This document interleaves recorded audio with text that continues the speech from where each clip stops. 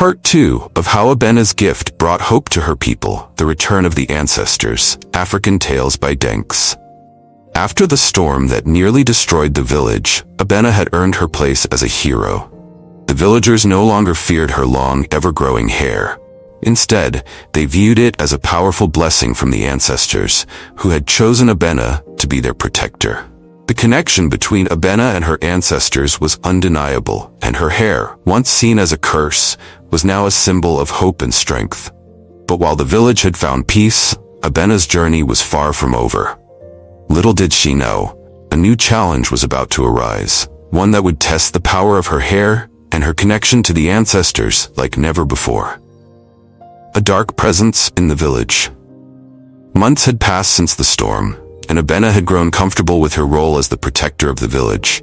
Her hair continued to grow, but she had learned how to control it, using its power to help the people in her community. Whenever a problem arose, Abena would call on her hair to solve it. Whether it was healing the sick or strengthening the crops, her ancestors guided her in everything she did. But then strange things began happening in the village. At first, it was small things: a goat that went missing, crops that mysteriously withered overnight. Then it grew worse. The river, which had always flowed steadily, began to dry up. The villagers were confused and frightened. "What is happening?" one elder asked. "This is not natural." Abena, too, was concerned. She tried calling upon her ancestors for guidance, but this time their voices were faint. Something was blocking her connection to them. That night, Abena dreamed of the spirit of the waters, the same spirit she had met at the sacred waterfall. In the dream, the spirit spoke urgently. "Abena, a dark force is threatening your village. It comes from a place beyond the living world, a place where angry spirits dwell. You must journey there to confront this force, or your village will be lost." The journey to the spirit world. Abena woke up with a start. She knew she had to act quickly. The next morning, she gathered the elders and explained the situation. Though they were afraid, they trusted Abena and agreed to help. "The ancestors have chosen you for this task," one elder said. "We will pray for your safe return." With her mother's blessing and the support of the village, Abena set out on her journey. She knew that entering the spirit world was dangerous, but she was determined to save her people. She traveled deep into the forest, following the instructions the spirit of the waters had given her in the dream. After days of traveling, Abena reached a hidden cave at the edge of the forest. Inside the cave, there was a small pool of water that glows faintly in the darkness. Abena knew this was the entrance to the spirit world. She took a deep breath and stepped into the pool. As soon as her feet touched the water, she felt herself being pulled downward, as if the ground beneath her had disappeared. She closed her eyes, and when she opened them again, she was in a completely different place. The realm of the angry spirits. Abena found herself standing in a strange, misty world. The sky was dark, and the ground beneath her was cold and barren. She could feel the presence of spirits all around her. Some were peaceful, but others were filled with anger and bitterness. Suddenly, a group of shadowy figures appeared in front of her. They were the angry spirits that the spirit of the waters had warned her about. Their eyes glowed red, and their voices were filled with rage. "Why have you come here, mortal?" one of the spirits demanded. "You do not belong in our world." "I come in peace," Abena replied, trying to stay calm. "I am here to save my village. Something in this world is causing destruction in the living world, and I need to stop it." The spirits laughed cruelly. "You think you can stop us? We are the forgotten ones, those who were abandoned by the living. Your ancestors may protect you, but they cannot protect you here." Abena felt a chill run down her spine. The spirits were right. Her connection to the ancestors was weaker in this world, but she knew she couldn't give up. "I will not leave until I find the source of the darkness," she said firmly. The test of strength. The angry spirits circled around Abena, their voices growing louder. "If you wish to stop us, you must prove your strength," one of them said. "Only then will we consider letting you pass." Before Abena could respond, the spirits began to attack. They swirled around her like a tornado, pulling at her hair and trying to weaken her. Abena fought back, calling upon the power of her hair to protect herself. Her hair glowed with a golden light, but it was not as strong as it had been in the living world. For what felt like hours, Abena battled the spirits, using every bit of strength she had. But just when she thought she could fight no longer, she heard a familiar voice in her mind. It was the spirit of the waters. "Remember who you are, Abena," the spirit's voice said. "You carry the strength of your ancestors within you. They are always with you, even in this world." With renewed determination, Abena reached deep within herself and called upon the power of her ancestors. Her hair glowed brighter than ever before, and she felt the presence of her ancestors surrounding her, giving her strength. With a final burst of energy, Abena defeated the angry spirits.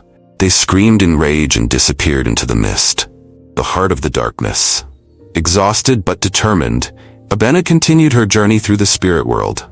Eventually, she reached the heart of the darkness, a large, swirling vortex that seemed to suck in everything around it. Abena could feel the immense power of the vortex, and she knew this was the source of the destruction in her village. As she approached the vortex, a figure emerged from it. It was an old, twisted spirit, filled with anger and bitterness.